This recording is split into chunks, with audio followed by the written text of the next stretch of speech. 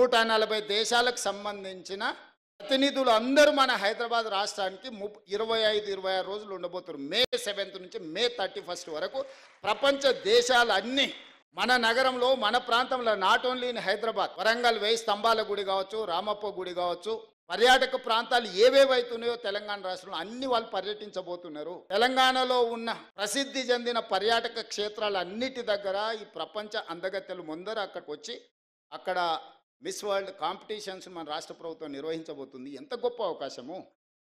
72సారి ఇప్పుడు నిర్వహించేది. 72 సార్లలో ఒక్కసారి అమితాబ్ బచ్చన్ ముంబైలో నిర్వహించాడు.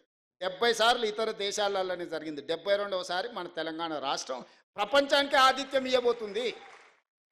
3000 ఛానల్స్ ప్రపంచం నుంచి మన దగ్గర నెల రోజులు ఉండబోతున్నారు. 3000 ఛానల్స్ అండ్ పేపర్స్ హైదరాబాద్ ఆతిథ్యం ఇవ్వబోతుంది.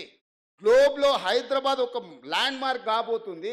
అసలు ఇంత మంచి సందర్భం వస్తే నువ్వు అభినందించకపోతే అభినందించకపో, నీ బాధ దుఃఖం రోజు మాట్లాడుతుండు. దానికి ఎట్లా ఖర్చు పెడితే దీనికి ఎట్లా ఖర్చు. మేము దుబారా చెయ్యము. మేము 5-10 కోట్లు 20 కోట్లు ఒకవేళ దీంట్లో ఖర్చు పెడితే ప్రపంచ దేశాల నుంచి వేలాది లక్షలాది మంది ఇక్కడికి వస్తే ఇక్కడ ఉండే hotel industry, food industry, other ఇండస్ట్రీస్లో 100 కోట్ల రూపాయల ఆదాయం తెలంగాణ రాష్ట్రానికి రాబోతుంది.